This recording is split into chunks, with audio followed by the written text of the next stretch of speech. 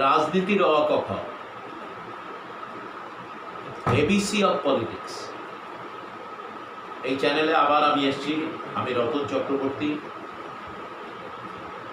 বেশ কয়েক সপ্তাহ করার পরে আজকে আমি একটা নতুন বিষয় আপনাদের সামনে বলবো। এ এক করুণ কাহিনী। ভারতবর্ষের একটা বড় সংস্থা, যেটা নবরত্নের একটা, ভারতবর্ষের নবরত্নগুলোর মধ্যে একটা অন্যতম ছিল, সেই সংস্থা কি করে তিলে তিলে তিলে তিলে সরকারের সম্পূর্ণ অসহযোগিতায়, সরকারের ইচ্ছায় ধ্বংসের দিকে এসে দাঁড়িয়েছে, তার করুণ ইতিহাস আজকে আমি আপনাদের সামনে বলব। যে সংস্থাটা সম্পর্কে বলবো সেই সংস্থাটার নাম বিএসএনএল, ভারত সঞ্চার নিগম লিমিটেড।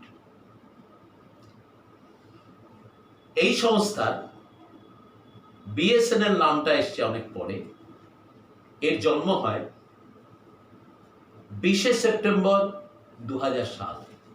তার আগে 80-র দশকে পিএনটি, 80-র দশক কিংবা তারও আগে প্রথম এই সংস্থাটা ছিল পিএনটি, পোস্ট অ্যান্ড টেলিগ্রাফ দপ্তরের সাথে মেশা ছিল। 80-র দশকে পোস্ট অফিসকে, ডাকঘরকে আলাদা করা হলো, রইল টেলিকম। তারপরে অনেক আন্দোলন, অনেক ইতিহাস, অনেক সংগ্রাম, অনেক অপশন ইত্যাদি ইত্যাদি মিলে 2020 সালে এলো ভারত সঞ্চার নিগম লিমিটেড, বিএসএনএল। সেই বিএসএনএলকে 2000 সাল থেকে শুরু, 2008 পর্যন্ত মোটামুটি ঠিকই চলছিল। তারপরে বিএসএনএল এর আস্তে আস্তে বিএসএনএল কে কি করে শেষ করে দেওয়া যায়, এই চক্রান্ত শুরু। 2010-এ স্পেকট্রাম বিলি থেকে শুরু হয়। তারপরে বঞ্চনার ইতিহাস আজও চলছে। এমন একটা সংস্থা, একবার ভাবুন, যে সংস্থা এই 2005 সালে যার রিজার্ভ ফান্ড ছিল 35,000 কোটি টাকা রিজার্ভ ফান্ড, আজকে সেই সংস্থার এমপ্লয়িরা 1,76,000 এমপ্লয়ি, কর্মচারী। তারা বাঁচবে কি বাঁচবে না, আগামী দিন তাদের সুরক্ষিত হবে কি হবে না, এই প্রশ্ন চিহ্নের মুখে এসে দাঁড়িয়েছে বিএসএনএল এর কর্মীরা। কোন বিএসএনএল? বিএসএনএল এমন একটা কোম্পানি, যে কোম্পানির হাতে কি কি আছে। আমি বিএসএনএল এর ইতিহাসটা একটু বলি, তার আবার ক্রেডেনশিয়ালটা কি, বিএসএনএল এর ক্রেডেনশিয়াল কি। এই হচ্ছে সেই বিএসএনএল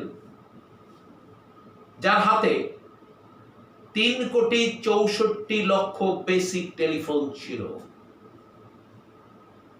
কিংবা আজও আছে, কমেছে কিছু। 102 স্যাটেলাইট স্টেশন, 954টা টাওয়ার আজও আছে। 34,727টা এক্সচেঞ্জ, অস্থায়ী এক্সচেঞ্জ মিলে এই সংস্থা। এখন এই যে টাওয়ারের পরিমাণ বললাম, এই টাওয়ারগুলো, এর সংখ্যা কিন্তু আর অনেক বেশি ছিল। টাওয়ারের পরিমাণ অনেক বেশি ছিল। সেই টাওয়ারের পরিমাণ হচ্ছে, যার টাওয়ার হচ্ছে 9,542টা। আমি যেটা 947 বলেছি, এটা হচ্ছে এখন এরা হিসাবে দেখাচ্ছে 954টা নাকি টাওয়ার। আসলে তা না, আসলে টাওয়ার আছে 9,542টা। এক্সচেঞ্জ আছে, আমি আবার বলছি, এক্সচেঞ্জ আছে 34,727 অস্থায়ী মিলে। ঠিক আছে, এই হচ্ছে ক্রেডেনশিয়াল। এবার এলো 2010। 2010-এ সায়েন্স অ্যান্ড টেকনোলজি ডেভেলপমেন্টের সাথে সাথে ন্যাচারালি মোবাইল চলে এসছে বাজারে। মোবাইল আসার পরে কমিউনিকেশনকে ফাস্ট করার জন্য একটা দেশে কমিউনিকেশন যত ফাস্ট হবে, অর্থাৎ ফাস্ট আমি কমিউনিকেট করতে পারবো এবং রিসিভ করবো, এইটা যে যত ফাস্ট করতে পারবে সেই সংস্থা দাঁড়িয়ে যাবে। এইবার 2G বা 3G স্পেকট্রাম যখন বিলি শুরু হয়, এই রাজা তখন মন্ত্রী, বিএসএনএল বলল আমি বিট করব, প্রাইভেট প্লেয়ার্সদের তখন ডাকা হচ্ছে। প্রাইভেটের মধ্যে কে কে আছে? জিও আছে, ভোডাফোন আছে, তারপর এয়ারটেল আছে, ইত্যাদি ইত্যাদি অনেক। বিএসএনএল কে বলা হলো তুমি প্রতিদ্বন্দ্বিতা করতে পারবে না। অর্থাৎ ভারত সরকার যদি বিএসএনএল কে বলতো তুমি নিজের মতো দাঁড়াও,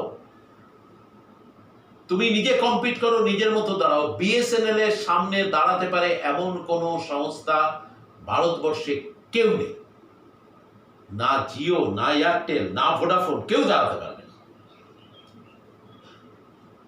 তাকে বিট করতে দেওয়া হলো না। এবার বলা হলো যে তুমি, যেটা নিয়ে পরবর্তীকালে সুপ্রিম কোর্টে পাবলিক লিটিগেশন হয়েছে, পাবলিক লিটিগেশনে সুপ্রিম কোর্টের একটা রায় এসছে, এ রাজা গ্রেপ্তার হয়েছে, কানিমজি গ্রেপ্তার হয়েছেন, তারা সবাই ছাড়া পেয়েছেন, এই ঘটনা আপনারা জানেন।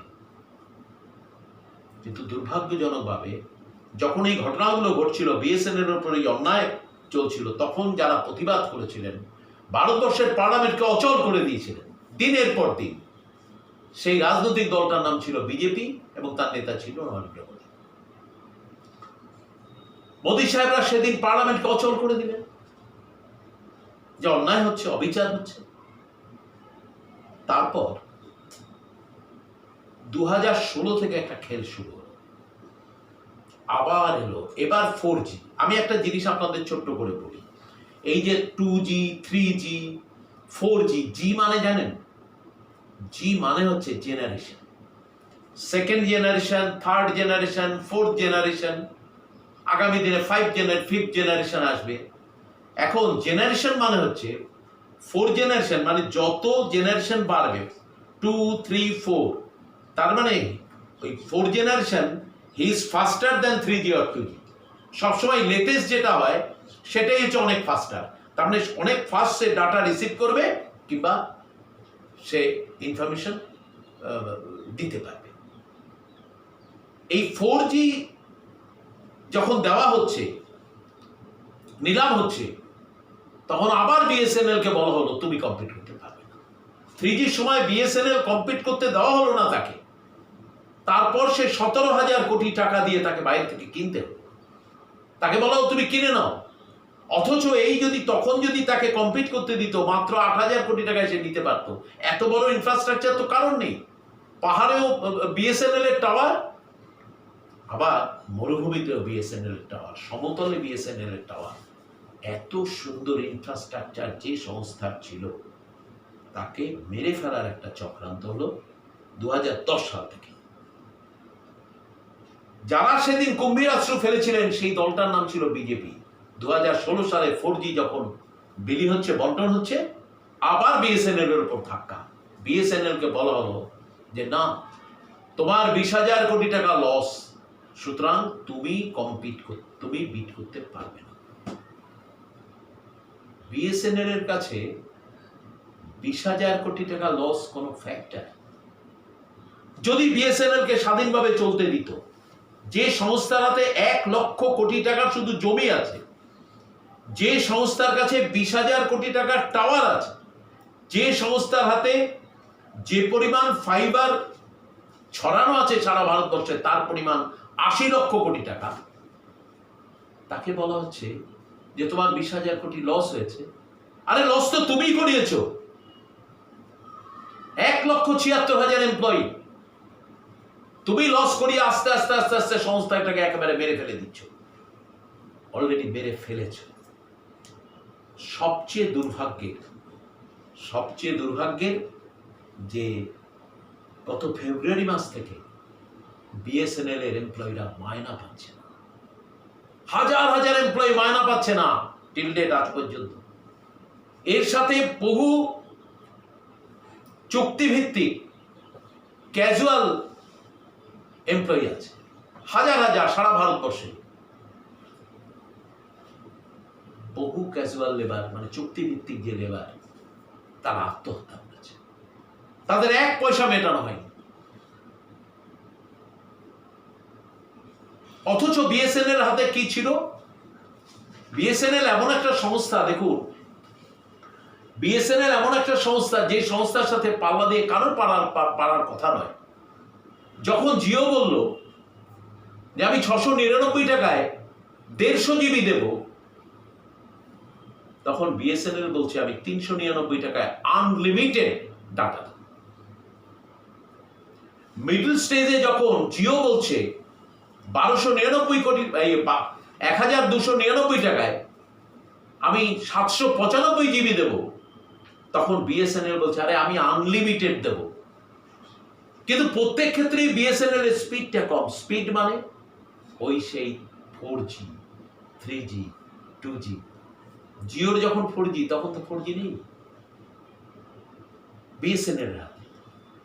ফলে এই যে লোয়ার স্পিড, এখন লোয়ার স্পিডে কি হয়, কোন সংস্থায় লোয়ার স্পিড যদি ডাটা ট্রান্সফার, ইনফরমেশন ট্রান্সফার যত স্পিডই হবে, তত সেই সংস্থা বেঁচে থাকবে।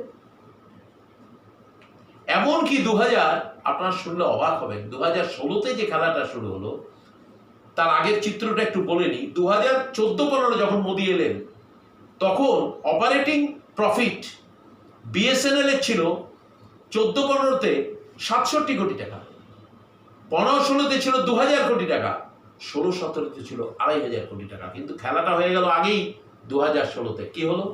জিও ধন-ধনাধান। জিও ধন-ধনাধান, তার ব্র্যান্ড অ্যাম্বাসাডার হলেন ভারতবর্ষের প্রধানমন্ত্রী নরেন্দ্র মোদী। নরেন্দ্র মোদীর ছবি দিয়ে সমস্ত কাগজে জিও অ্যাডভার্টাইজমেন্ট শুরু করলো। আমরা অবাক হয়ে দেখলাম যে ভারতবর্ষের একটা নবরত্নের একটা বিএসএনএল সরকারি সংস্থা, তার হয়ে প্রচার না করে নরেন্দ্র মোদী কোনো একটা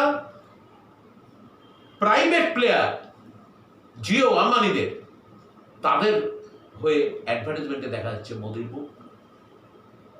আপনারা শুনলে অবাক হয়ে যাবেন। পরবর্তীকালে একটা মামলা হয় কোর্টে, যে একজন প্রধানমন্ত্রীর মুখ কি করে একটা ব্যক্তি তার সংস্থা তার প্রোডাক্ট বিক্রি করার জন্য ব্যবহার করে। পেটিএমে ওই জিনিস হয়েছে। নোটবন্দির পরে পেটিএম এর প্রধানমন্ত্রীর ছবি দেওয়া হয়েছে। আচ্ছা, আম্বানিদের ফাইন হয়েছিল কত জানেন? মাত্র 500 টাকা, 500 rupees। আজকে আপনারা ভাবুন, এত সুন্দর একটা সংস্থাকে এখন বলা হচ্ছে তোমরা ভিআরএস নিয়ে নাও। অলরেডি ভিআরএস শুরু, আমি যতদূর আমার মনে হয় হাজার হাজার ভিআরএস হয়ে গেছে। হয় তোমরা ভিআরএস নাও, নতুবা তুমি তিলে তিলে তিলে তিলে শেষ হয়ে যাও। আপনাদের কাছে আবেদন নিয়ে এসেছি যে এই সংস্থাকে, এত বড় একটা সংস্থাকে বাঁচাবার জন্য এখনো রাস্তা আছে, এখনো রাস্তা আছে। মোদিজি, আপনি বিএসএনএল কে বলুন তুমি নিজের পায়ে দাঁড়াবার জন্য তাকে বিট করতে দিন, কম্পিট করতে দিন। এই তো 5G এমন একটা সংস্থা, মানে আমি তো পরে অবাক হয়ে গেলাম যে বিএসএনএল এর দক্ষ ইঞ্জিনিয়াররা তারা 6G 7G তৈরি করে রেখেছে। তারা যে কোনো সময় তাদের যদি পারমিশন দেওয়া হয়, তারা 7G 6G ইমপ্লিমেন্ট করে দেবে, বাজারে নিয়ে আসতে পারবে। একমাত্র দক্ষিণ কোরিয়া ছাড়া সারা পৃথিবীর মধ্যে এত ভালো, এত সুন্দর টেকনোলজির ব্যবহার আর কেউ করতে পারেনি, আর কেউ করতে পারবে না। যা বিএসএনএল এর হাতে ছিল সম্পদ, সেই সমস্ত জিনিসটাকে যারা ধ্বংস করে দিল, যারা চিরদিনের মতো বিএসএনএল নামে একটা সংস্থা, পিএনটিকে তো শেষ করে দিয়েছেন আগেই। না ডাকঘর লস, কমিউনিকেশন থাকবে। এই জায়গায় দাঁড়িয়ে আপনাদেরকে আমি ভাববার জন্য অনুরোধ করছি যে ভারত সরকারের আর কবে ঘুম ভাঙবে। ভারত সরকার এমন একটা জিনিস করছে, এদিকে বলছে বিএসএনএল কে আমরা রক্ষা করব। কি রক্ষা করব? বিএসএনএল 3G তে কম্পিট করবে, 2G তে কম্পিট করবে, তুমি কম্পিট করতে পারবে না, তুমি বিট করতে পারবে না। 4G তোমাকে দেওয়া হবে না, নিলামে তুমি অংশগ্রহণ করতে পারবে না। তার মানে একটা পাখির ডানা দুটোকে কেটে দিয়ে মোদি সাহেব নিজেই তার নিজের লাভবান সংস্থা, আমি আবার বলছি 2005 সালে 35,000 কোটি টাকা রিজার্ভ ফান্ড, সেই সংস্থাটাকে একেবারে 20,000 কোটি টাকা লসে রান করছে। এখনো যদি দাঁড় করাতে বলে যে বিএসএনএল তুমি দাঁড়াও, নিজের পায়ে ঘুরে দাঁড়াও, বিএসএনএল কিন্তু কম্পিট করতে পারবে, ও আবার দাঁড়াবে। কিন্তু সরকার মাঝখানে প্রতিবন্ধকতার সৃষ্টি করছে। কোনো একটা গোষ্ঠীকে, কোনো একটা প্রাইভেট প্লেয়ারকে সারা ভারতবর্ষের বাজার দখল করাবার জন্য সরকার নিজের একটা সংস্থা, যা নবরত্নের একটা, নবরত্ন সংস্থাগুলোর একটা, সেটাকে ধ্বংসের মুখে ফেলে দিয়ে চিরদিনের মতো ঘুম পাড়িয়ে দিয়ে তার 1,76,000 এমপ্লয়ির কি হবে ভবিষ্যতের কথা চিন্তা না করে দিনের পর দিন এই সংস্থাটার প্রতি অবিচার করে চলেছে। আজকে যারা নরেন্দ্র মোদী জিন্দাবাদ ধ্বনি দেন, আজকে যারা বিজেপি জিন্দাবাদ ধ্বনি দিচ্ছেন, যারা এনডিএ সরকারের জন্য একেবারে ঊর্ধ্ববাহু হয়ে নাচছেন, যারা জয় শ্রীরাম ধ্বনি দিচ্ছেন, আমি তাদের বলছি, যারা যুবক তাদের বলছি, তোমার বাবা হয়তো বিএসএনএল এ কাজ করে, তোমার কাকা হয়তো কাজ করে, তোমার ভাই হয়তো কাজ করে, তোমার মা বা তোমার বোন হয়তো কাজ করে, তাদের ভবিষ্যৎ কোথায় গেল? তাদেরকে জিজ্ঞেস করো, তাদের ভবিষ্যৎ কোথায় গেল? এতগুলো মানুষের গলা টিপে হত্যা যারা করছে,